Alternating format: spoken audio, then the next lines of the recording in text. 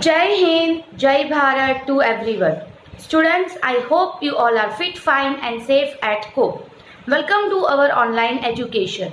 Myself Sengundhar Sulakshana and I will be teaching you SPCC. So students, today we are here to see Standard 12, SPCC Chapter number 1 from SP Part 2, Issuing of Shares. As you all know, we have already seen one part of this chapter. So today we are here to see the part 2 of the chapter. So let us have a short summarization of the previous portion in a very short manner.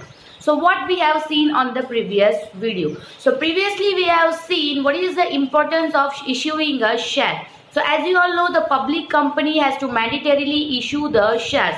But for issuing the shares, it is not easy. We have to go for many procedures which are given by the SEBI and the rules of the SEBI. So the general secretary, or we can say that the secretary of the company has to issue the shares taking the consideration of the laws of the companies or the provision of the company. But in this procedure, she takes the help of the lead managers, brokers, bankers issue and many much more things in the portion. Rather than that, even we can say that in this procedure she is taking the kind of help from many intermediate procedures. After that, we have seen in a very detailed manner that if you are seeing the issues of the share, it is considered in two portions. So after the sanction of the prospectus means the brochures which are being published by the company for public invitation. So invitation of the share. After that, if the SEBI sanctions the invitation, then what type of procedures have to be done. So it is classified in two portions. One is the procedures of share application and second is the procedure of share allotment. So in the application of the procedure of share application, we have seen that whatever amount of the share is being issued, first of all to open the bank account by the company. Here the company has to open a bank account which is considered the bankers of issue. For particularly of the issuing of the share only, that bank is going to work up. For that kind of special account is to be opened by the company in that account. So whenever the application is to be done up, that procedure and everything related to money will be at the initial stage done by that bank only particularly. And until the share allotment is not done, that money will be kept up securely by the bank and will be blocked by the bank until the share allotment is not done. After the share allotment, the allotment of money will be transferred to the company's account number and the remaining money will be transferred to the share application. Why? Because it is mandatory by the SEBI rule amendment and 2013 Company Act rule by ASAB. So due to this considered thing has been done up. So after opening the bank account, after passing the sanctioning of the prospectus, the invitation has been published in the newspaper and many other sources.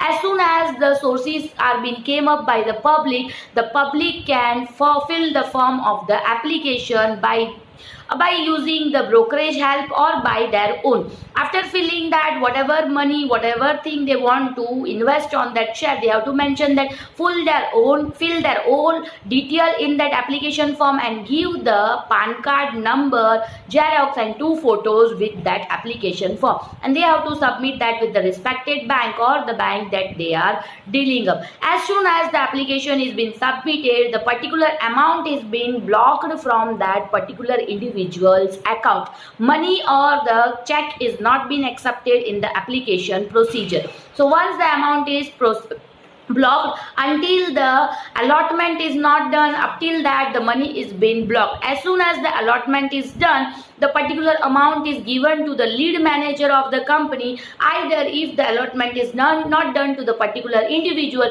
then that money is being returned up to that money. So it means the company is not dealing with taking the money and returning up, only the banker's issue is being dealing up with all this portion. Classification of the share investors are being been done up. So according to the SBI, already the classification is given up. So you can see that non-monetary or non-institutional net worth investors, public investors, which means considered as the general investors. Then after that you can see that the non-institutional investor, after that institutional investor and the employee institute. Already on the prospectus the company has to mention up that how many the provisions has been done for which investors. Generally 10% is allotted to the share investor, to the public, mandatorily by the SEBI rule. And after that, if any complete investing is been done up, which means the employee investment is been given up, then it should be mentioned up how many percentage in the prospectus kindly. So in this manner, up till this, which means the three procedure of the share application, till this we have seen in a very detailed manner. So I hope you all have understood that in a very easy portion. So today we are going to see the further portion of the chapter. So now let us move on with the further portion of the chapter from the PDF in the further video. So students, now let us move on with the today's portion. So today we are going to see from the share application and statement of share allotment. I am going to read it out, listen it out carefully. The number of application received in each category is compared with number of shares to be allotted in the respective category. If the number of applications received in a category are more than the shares to be allotted, then a proportionate allotment is done. Allotment is finished in consultation with the company secretary, lead manager to issue and representative of the recognized stock exchange. A statement of allotment containing detail of the name of applicable applicants to whom shares are allotted, numbers of share allotted, demat account number, depository participants ID etc. is prepared. So जितने number के application हमें मिले हैं उस application के हिसाब से सबसे पहले तो हमने क्लासीफाई किया कि वो कौन से पोर्शन में आते हैं, वो एक्टिव इन्वेस्टर्स में आते हैं या जनरल इन्वेस्टर्स माने जाते हैं वो है, या नॉन इंस्टीट्यूशनल है, एम्प्लॉय है, ऐसे कैटेगरी वाइज उनको पहले अलग किया जाता है. जैसे ही कैटेगरी वाइज अलग किया जाता है, रिजेक्टेड के बाद जितने सिलेक्टेड है उसमें से कैटेगरी करने के बाद नंबर ऑफ एप्लीकेशन कितना एक कैटेगरी में आया है ये देखा जाता है. उसके बाद उसकी अलॉटमेंट उस कैटेगरी के हिसाब से किया जाता है. फॉर एग्जाम्पल अगर हम मान लेते कि 100% शेयर इशू किया गया,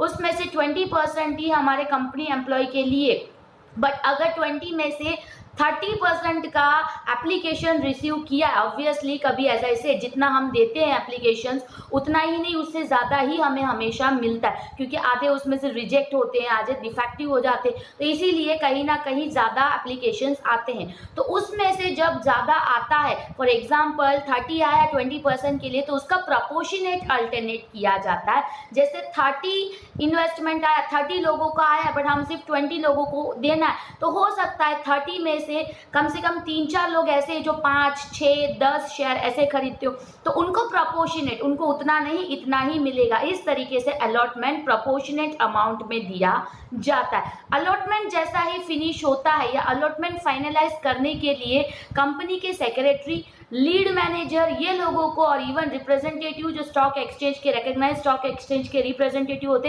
ये तीनों बैठते हैं, डिसाइड करते, फिर अलॉटमेंट किया जाता है. इस तरीके से जो स्टेटमेंट हमें अलॉटमेंट का बताता है, डिटेल देता है कि इस एम्प्लॉय या इस पर्सन ने इतना शेयर्स के लिए एप्लीकेशन किया है, बट इनको हमारी कंपनी से जैसे शेयर 10 शेयर्स के लिए एप्लीकेबल किया होगा, एप्लीकेशन 10 शेयर के लिए डाला होगा, बट हो सकता है प्रोपोर्शनेट में उनको सिर्फ 7 अलॉट हुआ है, तो उनका नाम, उनका जितना नंबर का शेयर अलॉट हुआ है वो, उनका अकाउंट नंबर जो डीमेट अकाउंट नंबर है वो, उनका डिपॉजिटरी पार्टिसिपेटी आईडी देना, ये सारी चीज़ों का जो लिस्ट है वो लिस्ट को हम जो है स्टेटमेंट ऑफ शेयर अलॉटमेंट बोलते हैं. सो डिपॉजिटरी एंड डिपॉजिटरी पार्टिसिपेंट जो भी होते हैं उनको इन्फॉर्म किया जाता है कि आपको इतना शेयर रिस्पेक्टिवली आपके एप्लीकेंट को है हमारे ओर से क्रेडिट किया गया है, उनकी एप्लीकेशन जो डिमांड नंबर, डीमेट अकाउंट का जो नंबर दिया गया था उस एप्लीकेंट के नंबर पे इतने शेयर्स डाले जा रहे. इस तरीके से स्टेटमेंट ऑफ शेयर के हिसाब से अलॉटमेंट किया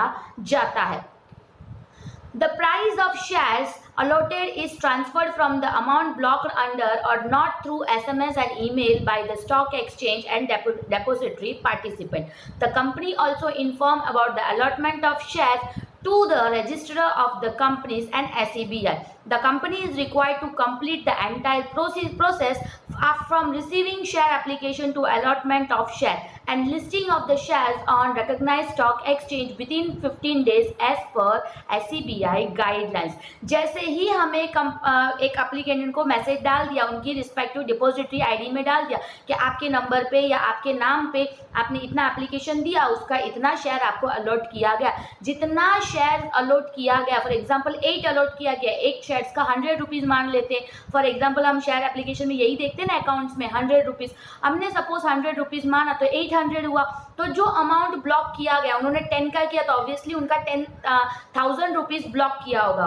1000 में से 800 रुपीज़ जो है उनकी जो अकाउंट है, उस अकाउंट यानी कि एस्क्रो बैंक अकाउंट जो कंपनी का है वहाँ पे उसको भेज दिया जाता है ASB के थ्रू, और बाकी का जो अमाउंट है वो उनको रिटर्न कर दिया जाता है। एप्लीकेंट को इसके बारे में कोई मैसेज नहीं जाता है SMS या ईमेल के थ्रू, स्टॉक एक्सचेंज के थ्रू या डेपोजिटरी पार्टिसिपेंट के थ्रू। डायरेक्ट पैसे कट होते हैं और उसमें से रिमेनिंग अकाउंट रिटर्न हो जाता है, क्योंकि ये बहुत ह्यूज प्रोसेस होता है तो इसमें एक एक को मैसेज का प्रोसीजर नहीं होता।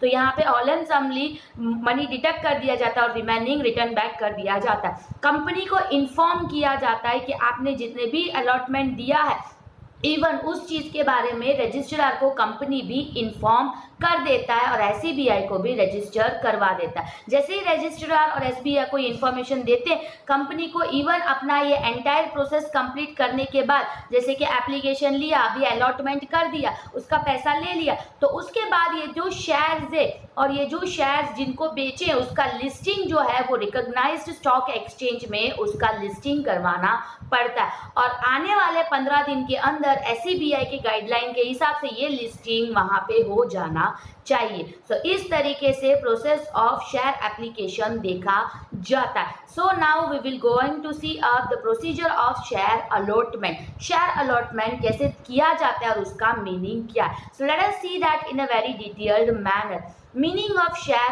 allotment. Allocation of share issued among application received from general public against share offered for subscription and crediting the shares allotted to the demat account to the prospective applicant is called share allotment. Allocation of shares यानी shares का allocation करना। जो application हमारे पास आया है general public के through, जो हमने एक सब्सक्रिप्शन का ऑफर उनको दिया, उसमें से हमें उन्होंने जो एप्लीकेशन दिया उसके ऊपर हम कितना शेयर्स उनको अलॉट करते, क्रेडिट करते डीमेट अकाउंट में, उस एप्लीकेंट में रिस्पेक्टिवली कितना शेयर्स रिसीव करता है अलॉटमेंट के रूप में, उसे शेयर अलॉटमेंट बोला जाता है। फॉर एग्जाम्पल हम ये मान लेते ABCD कंपनी है, उसने 10,000 शेयर बाहर डाला और मेरी ये इच्छा थी कि मैं कम से कम 100 रुपीज़ एक शेयर का था, तो मैंने ये सोचा चलो मैं एक 10 शेयर्स ले लूँ, तो मैं 10 शेयर के लिए एप्लीकेशन डाल रही हूँ, बट वहाँ वो मुझे कितना अलॉट करते, मुझे कितना देते, उन्होंने मुझे 6 शेयर दिया, तो मुझे शेयर अलॉटमेंट का मतलब मुझे जो 6 शेयर एप्लीकेशन रिसीव करने के बाद मुझे दिया गया उसे शेयर अलॉटमेंट बोला जाएगा। So now what is the procedure of share allotment. जो शेयर अलॉटमेंट है उसका प्रोसीजर क्या होता है। Let us see that from the following stage. The procedure for allotment of shares can be classified into the following stage. Following stage में वो procedure दिया गया जो हम अब डिटेल में देखेंगे।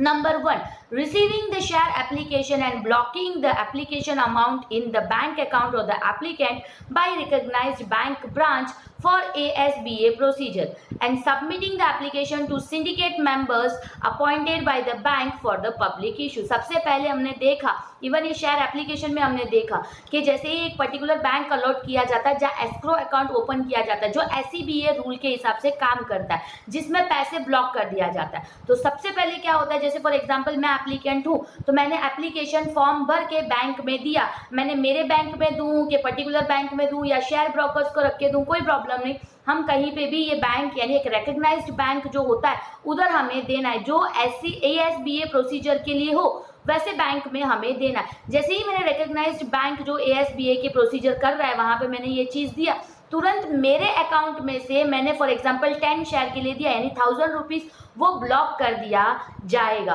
और जैसे ही मेरा पैसे ब्लॉक होता है, मेरा एप्लीकेशन सिंडिकेट मेंबर जो कंपनी ने अपॉइंट किया है सिर्फ और सिर्फ ये एप्लीकेशन के लिए यानी ये शेयर इशू के लिए, उनके पास मेरा एप्लीकेशन पहुंचाया जाता है। ये सबसे फर्स्ट स्टेप माना जाता है। Second, uploading detail of share application received like name of applicant, class of investor, number of shares applied for, bid amount or cut price, application number, depository participant ID, demat account number, amount paid etc. by syndicate member on electronic bidding system for a recognized stock exchange। उसके बाद जैसे मेरा application उनके पास जाएगा, वो क्या paper को ऐसे ही रखेंगे? नो, वो क्या करेंगे, जो एप्लीकेशन उनके पास आया उसका डिटेल, जो बीड अमाउंट जो हमने किया उसको एक रिकग्नाइज्ड स्टॉक एक्सचेंज के अंदर एंटर करेंगे कंपनी के नाम से कि इस पर्टिकुलर फॉर एग्जांपल सुलक्षणा जी का एप्लीकेशन आया, नेम ऑफ एप्लीकेंट सुलक्षणा है, class of investor obviously general investor, तो ये जनरल इन्वेस्टर्स है, तो इनका शेयर्स कितने के लिए इन्होंने अप्लाई किया, तो 10 के लिए अप्लाई किया। बिड अमाउंट इन्होंने कितना बिड अमाउंट या कट ऑफ प्राइस जो कंपनी का डिसाइड होता है वो डालेंगे। मेरा एप्लीकेशन नंबर, मेरा जो फॉर्म होगा ऑब्वियसली हर एक फॉर्म का अलग नंबर होगा, तो मेरा एप्लीकेशन नंबर, मेरा डिपॉजिटरी पार्टिसिपेंट आईडी क्या है, यू नो दैट हमें डिपॉजिटरी पार्टिसिपेंट आईडी नंबर लेना पड़ता है, डीमेट नंबर लेना पड़ता है, तो मेरा वो सारी फॉर्म में दिया होगा। तो मेरा डिपॉजिटरी आईडी नंबर, मेरा डीमेट अकाउंट नंबर, फिर मैंने कितना अमाउंट पे किया, जो कि मैंने पे नहीं किया, बैंक में ऑलरेडी ब्लॉक करके रखा गया है 1000 रुपीज़, वो सिंडिकेट मेंबर जो है इलेक्ट्रॉनिक बिडिंग सिस्टम जो होता है एक सिक्योरिटी एक रिकग्नाइज सिक्योरिटी एक्सचेंज के अंदर, उस बिडिंग सिस्टम के अंदर वो चीज़ों को अपलोड करेगा। जैसे हम इलेक्ट्रॉनिक फॉर्म्स भरते हैं ना स्कूल में जाने के लिए, वैसे ही यहाँ पे SBI का अलॉटमेंट के लिए एक फॉर्म होता है, उस फॉर्म के अंदर ये सारी डिटेल्ड जो है बताया जाता है। Third point, detail of application received and send by the syndicate member to the registrar to issue and recognised stock exchange. अब ये जो डिटेल हमारा भरा गया है ये इनके पास ऐसे ही नहीं रहेगा, ये क्या करेंगे, सिंडिकेट मेंबर्स जो है वो उसको रजिस्ट्रार के पास भेजेंगे ताकि हमें इश्यूज मिल पाए, हमें शेयर का अलॉटमेंट मिल पाए, इसलिए इतने लोगों ने एप्लीकेशन भेजा है। इस तरीके से एक रिकॉग्नाइज्ड स्टॉक एक्सचेंज के पास हमारा डिटेल एप्लीकेशन का भेजा जाएगा। Applications are received are classified into different categories of investor like retail investor, high net worth investor, institutional investor, employee of the company by the registrar to the issue and a statement containing all detail is prepared। फिर जैसे ही application registrar के पास जाता है, registrar क्या करेंगे, इसको classify करेंगे। जैसे मैंने बोला रिटेल इन्वेस्टर यानी जनरल इन्वेस्टर जो जनरल पब्लिक होती है, तो रिटेल इन्वेस्टर में कौन कौन है, हाई नेटवर्थ इन्वेस्टर यानी नॉन इंस्टीट्यूशनल इन्वेस्टर कौन कौन है जिनका नेटवर्थ ज़्यादा है, यानी जो बिजनेसमैन या बड़े बड़े लोग होते हैं उनका, तो हाई नेटवर्थ इन्वेस्टर। फिर इंस्टीट्यूशनल, कोई इंस्टीट्यूशनल इन्वेस्टर्स है तो वो, फिर एम्प्लॉय ऑफ द कंपनी अगर उनका कोई प्रोविजन है तो वो। तो इस 4 कैटेगरी में जो जो शेयर आया है, जैसे मैं जनरल में तो मेरा जनरल में डाला, किसी ने उसमें डाला होगा, हाई इन्वेस्टर में तो उनका उसमें का, इस तरीके से इसको क्लासीफाई किया जाएगा। फिर देखा जाएगा कि डिटेयली एक स्टेटमेंट प्रिपेयर किया जाएगा कि 10,000 शेयर के लिए 6,000 शेयर जो है वो जनरल यानी रिटेल इन्वेस्टर से आया है, 4,000 इनसे आया है, 3,000 इनसे आया और 2,000 उनसे आया, यानी 15,000 का शेयर एप्लीकेशन आया है। इस तरीके से एक डिटेल प्रिपेयर किया जाएगा। Basis of allotment among application from various category of investor is decided jointly by the register to issue, lead manager, syndicate member, company secretary and board of director। अब ये जो एप्लीकेशन जैसे मैंने बोला 6,000, 4,000, 3,000 और 2,000 यानी 15,000 हुआ, जबकि 10,000 शेयर्स ही अलोकेट करने। तो अब अलॉटमेंट कैसे किया जाएगा, वेरियस कैटेगरी। अब कैटेगरी में ये बताया गया 100% में से, जैसे 10,000 है तो उसका 100% मानते, तो 100% में से 50% जनरल इन्वेस्टर को यानी 5,000 ही जनरल इन्वेस्टर्स को, तो बाकी के एक 30%, 20% एंड 50% हो गया, तो हम 50 की जगह 40 ले लेते, 40, 30, 20 एंड 10% एम्प्लॉयज़ के लिए। इस तरीके से बिडिंग देखा गया। तो ये जो पोर्शन है, इस पोर्शन को पहले एनालाइज किया जाएगा, उसके बाद रजिस्ट्रार जिसको इशू करना है, लीड मैनेजर, सिंडिकेट मेंबर और company secretary and board of director सारे लोग बैठ के ये डिसाइड करेंगे कि कौन से एप्लीकेंट को कैसे शेयर अलॉट करना है। 6th point, share are allocated to various application on the basis of pre-decided formula of the allotment. जैसे pre-decided formula है, जैसे मैंने बोला किसी ने 10 किया है तो रेशियो में उसको कितना मिलेगा. फॉर एग्जाम्पल 6000 शेयर का हमें मिला है, जब हमको उनको 40 करने का, सो 6000 के लिए इतने लोगों ने बिड किया है तो 4000 के लिए कितने लोगों को अलॉट किया जाना है. ऐसे जो रेशियो वाला फॉर्मूला है, प्री डिसाइडेड फॉर्मूला जो बताया गया उस हिसाब से अलॉटमेंट किया जाता है. तो उसमें क्या होता है, जितनों ने अप्लीकेबल किया है उसमें से मोस्टली सबको दिया जाए, और बट जितना अप्लीकेबल मैंने 10 दिया हो तो मुझे 10 ना मिले बट 6 तो मिले. इस तरीके से एक रेशियो में जो है अलॉटमेंट किया जाता है. Statement of share allotment is prepared by the register to the issue and stand to the recognized stock exchange, depository and SEBI. उसके बाद जो allotment किया जाता है उस अलॉटमेंट में से जो भी अलॉटमेंट जिसको जिसको दिया गया है उसका एक स्टेटमेंट बनता है, और वो जो स्टेटमेंट है वो रजिस्ट्रार बनाता है, और रजिस्ट्रार टू इशू जिसको इशू करना है शेयर वो बनाता है. जैसे ही वो स्टेटमेंट बनाता है वो रिकॉग्नाइज्ड स्टॉक एक्सचेंज को, डिपॉजिटरी पार्टिसिपेंट और SEBI को इसका स्टेटमेंट भेजता है कि इतने लोगों ने एप्लीकेबल थे, इतने लोगों रिजेक्ट हुए, इतने लोगों को हमने सिलेक्ट किया, और ऐसा इस तरीके से हमने शेयर अलॉटमेंट किया. क्योंकि इसमें कोई घपला नहीं होना चाहिए, क्योंकि काफ़ी बार क्या होता है कि जो पहचान वाले होते हैं उनकी अलॉटमेंट हो जाए और बाकी नहीं पहचान, तो इसमें जनरल पब्लिक को ज़्यादा से ज़्यादा बेनिफिट मिलना चाहिए, इसलिए शेयर इशू किया जाता है. इसीलिए यहाँ पे इतने सारे मेंबर्स मिलके फिर अलॉटमेंट करते हैं ताकि इसमें कोई अंदर खाते कोई करप्शन चीज़ें देखे ना जाए. अंडरस्टूड. इसीलिए उसका एक डिटेल स्टॉक एक्सचेंज, डिपॉजिटरी और जो है SEBI को भेजा जाता है. Shares are credited to the demat account of applicant by depository, and applicants are informed regarding share allotment or not through SMS and email by depository and recognized stock exchange. Thereafter, lead manager takes further action to list the share on recognised stock exchange. तो उसके बाद जो भी account में, यानी अभी applicant select हो गए, जैसे मेरे को अभी 6 आए हैं, मैंने 10 के लिए अप्लीकेबल किया बट 40% ही अलॉटमेंट था इसलिए मुझे 6 मिले. तो मेरा जो अकाउंट मुझे अभी क्रेडिट किया गया है तो मेरे डिपॉजिटरी पार्टिसिपेंट अप्लीकेबल यानी मुझे, हम दोनों को इन्फॉर्म किया जाएगा कि मुझे इतना नंबर का शेयर अलॉट किया गया. ये SMS या ईमेल के थ्रू नहीं दिया जाएगा, डिपॉजिटरी या रिकॉग्नाइज्ड स्टॉक एक्सचेंज के थ्रू भी नहीं दिया जाएगा. डायरेक्ट कंपनी जो अलॉटमेंट होता है वो हमें बता देगा. उसके बाद ये जो लीड मैनेजर है वो क्या करेगा, फर्दर का प्रोसीजर देखेगा. फर्दर प्रोसीजर में क्या करना है उसको, ये जो चीज़ें अलॉट की है उसका एक रिकॉग्नाइज्ड स्टॉक एक्सचेंज में उसका लिस्टिंग करवाने का कि इतने लोगों को इतना शेयर दिया गया है. उस तरीके से शेयर्स को वहाँ पे लिस्ट करवाना पड़ेगा. यहाँ पे ख़त्म होता है the process of share allotment. Even आपने देखा हो तो शेयर एप्लीकेशन का जो सेकंड से लेके 4th तक ये 3 पैराग्राफ में जो एक एक पॉइंट में समझाया यानी पैराग्राफ में समझाया गया था उसी को 8 पॉइंट्स के अंदर यहाँ पे शेयर अलॉटमेंट में बताया गया, प्रोसीजर ऑफ शेयर अलॉटमेंट के अंदर. तो यहाँ पे खत्म होता है शेयर अलॉटमेंट का. Now legal restriction and provision on share allotment. क्या क्या लीगल रेस्ट्रिक्शंस देखे जाते हैं, काफ़ी पॉइंट्स है, 14 पॉइंट्स है. तो हम एक काम करेंगे, इसको नेक्स्ट वीडियो पे देखेंगे. सो आज का टॉपिक यहाँ तक रहेगा. I hope you all have understood this topic in a very well manner. So now let us move on with a short summarisation of the topic that we have seen today. So students, I hope that you all have understood the today's portion in a very well manner. So today we have seen about the further procedure of the share application and the procedure of share allotment in a very detailed manner.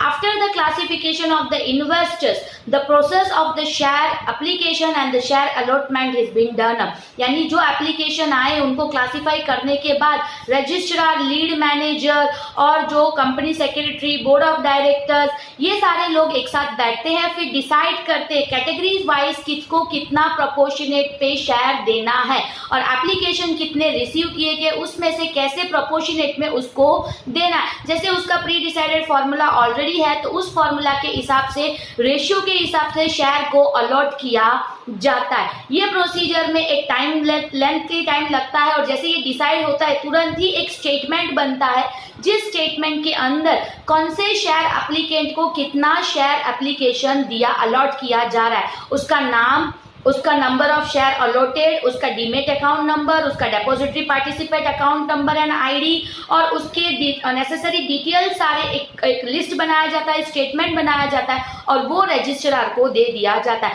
Registrar इसे SEBI and जो stock exchange, recognised stock exchange है वहां पे इसको submit करवाते। उसके बाद next action direct ही ये जो शेयर्स इनको अलॉट किया गया, इस शेयर्स को इनकी डीमेट अकाउंट और डेपोजिटरी पार्टिसिपेंट को इन्फॉर्म किया जाता है कि इतना अकाउंट का या इतना अमाउंट का शेयर जो है इनको अलॉट किया गया। सर्टेनली जो अमाउंट का शेयर अलॉट किया गया उस शेयर को बैंक जो है जो ASAP पे उसने ब्लॉक करके रखा वो अमाउंट वो ले लेता है, बाकी का अमाउंट रिटर्न अप कर देता है। अब ये सारी अमाउंट जो शेयर एप्लीकेशन में अलॉट किया गया उस अलॉटमेंट का अकाउंट का जो मनी है वो एस्क्रो अकाउंट में डाल दिया जाता है। जैसे ही ये प्रोसीजर खत्म होता है उस टाइम पे डिपॉजिटरी पार्टिसिपेंट या SEBI के थ्रू जो है एप्लीकेंट को कोई मैसेज नहीं आता है, जस्ट उनको इन्फॉर्म किया जाता है कि आपका इतना अलॉटमेंट हुआ है। और उसके बाद जो है उनका अलॉटमेंट होने के बाद लीड मैनेजर क्या करता है, ये सारी डिटेल और ये स्टेटमेंट को लेके रिकॉग्नाइज्ड स्टॉक एक्सचेंज पे इसको लिस्टिंग नेक्स्ट 15 दिन के अंदर लिस्टिंग करने का प्रोसीजर शुरू कर देता है। तो यहाँ पे खत्म होता है procedure of the share application. इसके बाद अगर आप डिटेल में देखो the procedure of share allotment के बारे में देखा। प्रोसीजर के बारे में जानने के लिए हमें सबसे पहले शेयर अलॉटमेंट का मीनिंग पता होना चाहिए। What is the meaning of the share allotment? Share allotment मतलब पर्टिकुलरली जब हम कोई एप्लीकेशन करते हैं, हम जनरल इन्विटेशन करते हैं सब्सक्रिप्शन के लिए, उस टाइम पे एप्लीकेंट हमारे पास जो एप्लीकेशन डालता है उसके बिहाफ में हम उसे कितना क्रेडिट करते हैं, उसके डीमेट अकाउंट में एप्लीकेशन कितना अलॉट करते हैं, कितना देते हैं, that is considered as the share allotment. Share allotment की अगर हम बात करते हैं तो उसकी भी एक प्रोसीजर है, बट प्रोसीजर बहुत ही इजी है अगर आपने जो प्रोसीजर ऑफ शेयर एप्लीकेशन ध्यान से देखा हो तो। फर्स्ट स्टेप क्या है, तो एप्लीकेशन रिसीव किया जाता है पर्टिकुलरली फॉर्म फिलअप करके एक पर्टिकुलर ASAP प्रोसीजर करने वाले बैंक के थ्रू, और उसका जो अमाउंट होता है वो ब्लॉक कर दिया जाता है। और ये जो ये है जो डिटेल है, ये detail syndicate member of the company को भेज दिया जाता है, एप्लीकेशन का सारा डिटेल। सिंडिकेट मेंबर को वो एप्लीकेशन का डिटेल मिलने के बाद वो सबसे पहले बिडिंग सिस्टम के अंदर जो रिकॉग्नाइज्ड सिस्टम एक्सचेंज में देखा जाता है उसके अंदर सारे डिटेल को अपलोड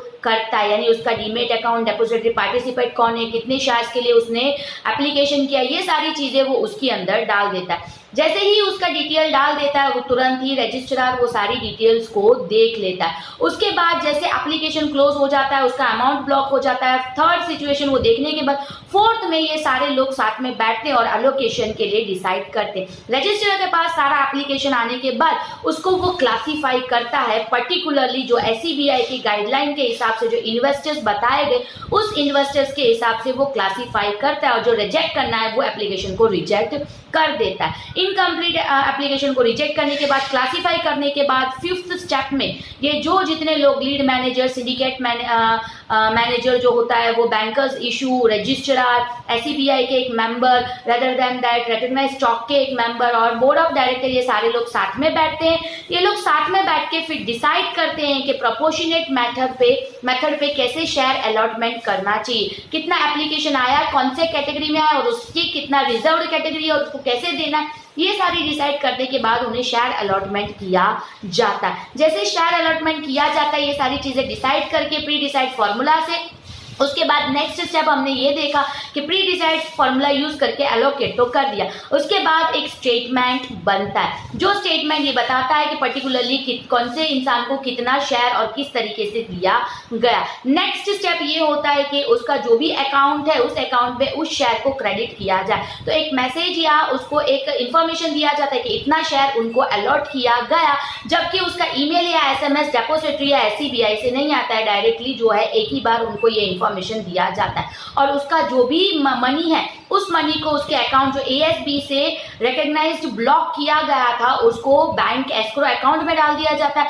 रिमेनिंग अमाउंट अगर ज्यादा दिया है तो वो रिटर्न अप कर दिया जाता है। जैसे ही ये सारी सिस्टम खत्म होता है उतने में रजिस्ट्रार जो उन्होंने स्टेटमेंट बनाई थी अलॉटमेंट का वो SEBI और जो है रिकॉग्नाइज्ड स्टॉक एक्सचेंज को दे देते। उसके बाद जो लीड मैनेजर होता है उसका फर्दर प्रोसीजर ये होता है कि SEBI के अंदर नेक्स्ट 15 डेज के अंदर उसका लिस्टिंग किया जाए। यहाँ खत्म होता है the procedure of share allotment. So आज का टॉपिक हमने यहाँ तक देखा। I hope you all have understood this topic in a very well manner.